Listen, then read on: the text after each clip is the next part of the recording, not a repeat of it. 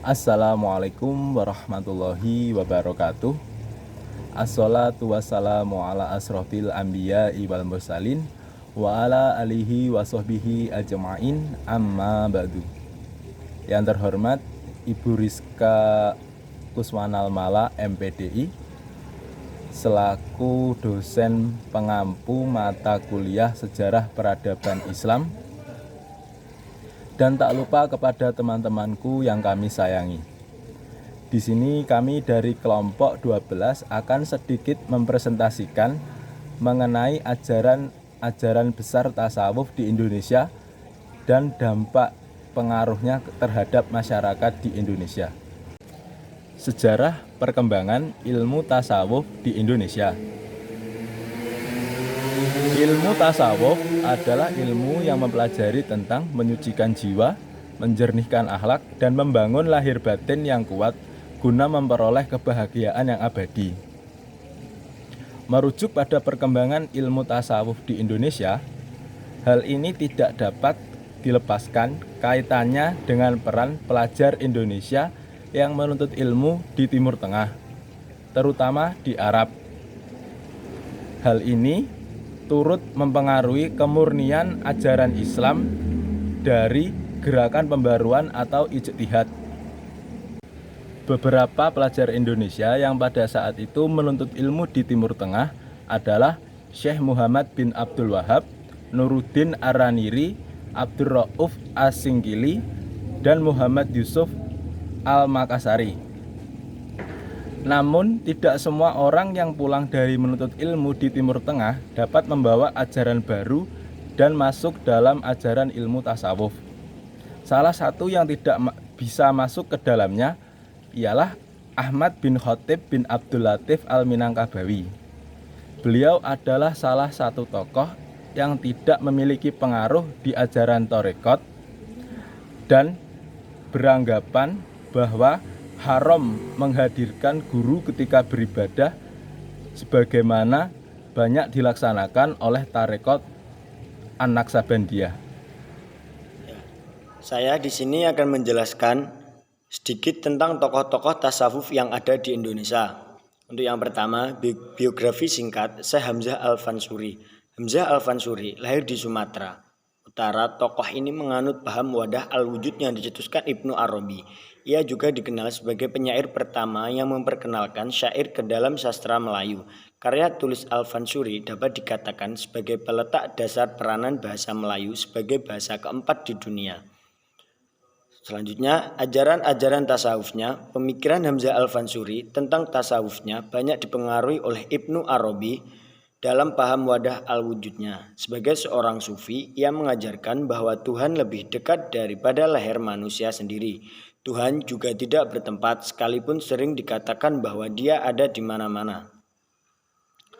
Lalu ia mengatakan bahwa kemungkinan untuk memandang wajah Allah di mana-mana merupakan wadah al-wujud. Para sufi menafsirkan wajah Allah sebagai sifat-sifat Tuhan seperti pengasih, penyayang, jamal, dan jalal. Adapun ajaran tasawuf Al-Fansuri yang lainnya, yakni berkaitan dengan hakikat wujud dan penciptaan. Menurutnya, wujud itu hanyalah satu, walaupun kelihatannya banyak. Ia menggambarkan wujud Tuhan bagaikan lautan dalam yang tidak bergerak, sedangkan alam semesta merupakan gelombang lautan wujud Tuhan. Pengaliran dari zat yang mutlak ini diumpamakan gerak ombak yang menimbulkan uap dan awan yang kemudian menjadi dunia gejala. Itulah disebut dengan ta'ayun. Selanjutnya, biografi singkat Syekh Nuruddin Ar-Raniri. Syekh Nuruddin Ar-Raniri dilahirkan di Ranir, sebuah kota pelabuhan tua di pantai Gujarat, India. Nama lengkapnya adalah Nuruddin Muhammad bin Hasanji Al-Hamid Asy-Syafi'i Ar-Raniri. Tahun kelahirannya tidak diketahui dengan pasti. Ibunya keturunan Melayu, sementara ayahnya berasal dari keluarga imigran Hadramaut. Ar-Raniri merupakan syekh tarekat Rifaiyah yang didirikan oleh Syekh Ahmad Ar-Rifai. Ar-Raniri pun juga memiliki tarekat Al-Aidrusiyah dan tarekat Qadiriyah. Ia merantau di Aceh pada tahun 1637 Masehi. Ia memilih Aceh karena wilayah itu berkembang menjadi pusat perdagangan, kebudayaan, politik, dan agama Islam di kawasan Asia Tenggara yang menggantikan posisi Malaka setelah dikuasai Portugis. Ar-Raniri pun dikenal sebagai seorang ulama yang memiliki cakrawala keilmuan yang amat luas dan memiliki pengaruh besar dalam pengembangan Islam di wilayah Nusantara dan merupakan ulama penulis yang produktif. Ajaran-ajaran tasawufnya, pemikiran Nuruddin Ar-Raniri tentang tasawuf difasihkan menjadi beberapa bidang pembahasan, yakni tentang Tuhan, yang kedua tentang alam, yang ketiga tentang manusia, yang keempat tentang wujudiyah, yang kelima tentang hubungan syariat dan hakikat. Yang berikutnya biografi singkat Syekh Abdul Rauf As-Singgili. Syekh Abdul Rauf As-Singgili adalah tokoh sufi dari Aceh. Ia adalah guru para sufi Indonesia. Nama lengkapnya adalah Abdul Rauf bin Ali Al-Fansuri As-Singgili. Lahir pada tahun 24 Hijriah atau 1615 Masehi. Awalnya As-Singgili mendapatkan pendidikan di desa kelahirannya, Singkel, dari ayahnya yang terkenal alim. Pada masa itu, Fansur merupakan pusat pengkajian Islam serta titik penghubung antara Islam Melayu dan Islam Barat juga Asia Selatan. Untuk ajaran-ajaran tasawufnya adalah ajaran tasawuf yang dikembangkan oleh As-Singgili sama dengan Samsuddin dan Nuruddin, yaitu menganut paham satu-satunya wujud hakiki, yaitu Allah. Alam ciptaannya bukanlah merupakan wujud hakiki, tetapi bayangan dari yang hakiki. Menurutnya, jelaslah bahwa Allah berbeda dengan alam.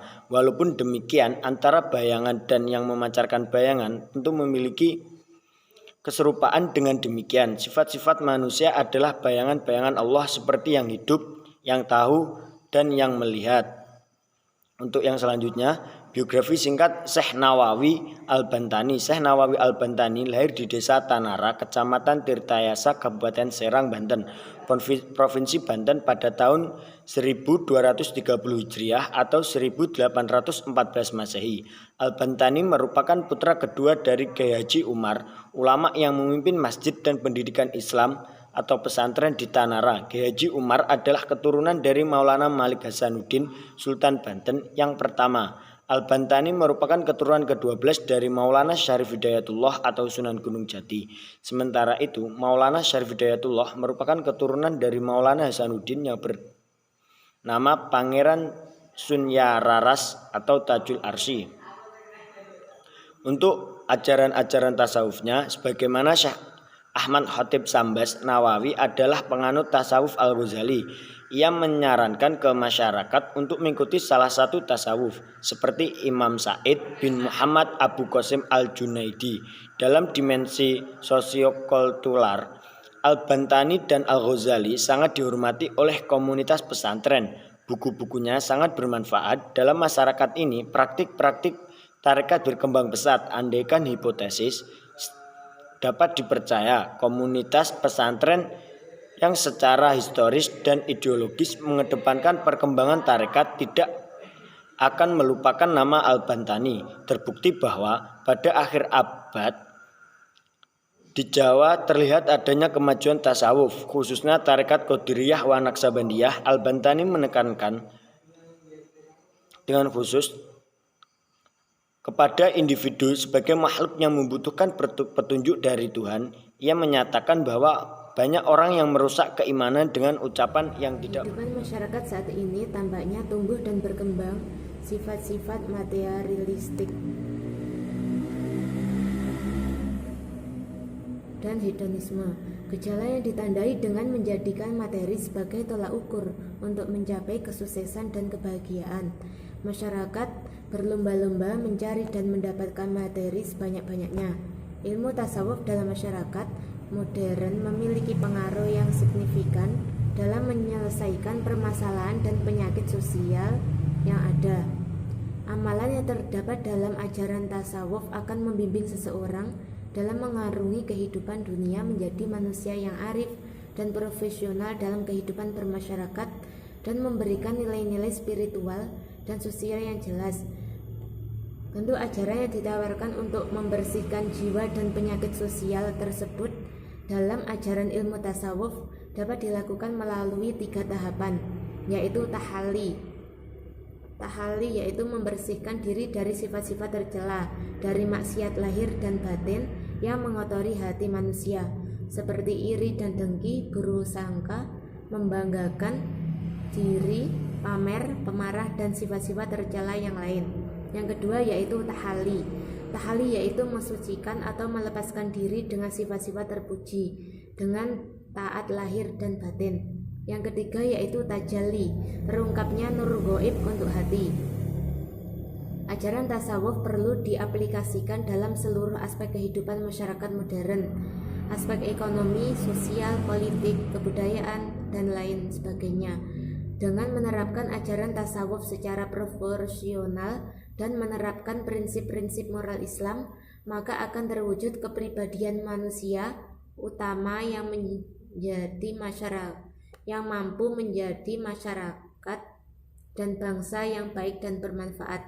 Berikut ini terdapat nilai-nilai ajaran ilmu tasawuf yang berpengaruh di masyarakat.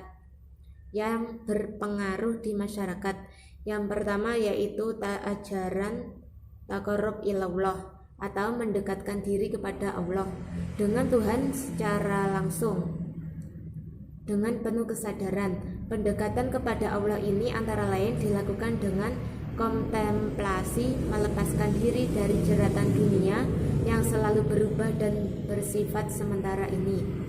Nilai ajaran ini sangat dibutuhkan oleh masyarakat modern yang mengalami jiwa Ya Nabi salam alaika, Ya Rasul salam alaika, Ya Habib salam alaika, salawatullah alaika, Ya Nabi salam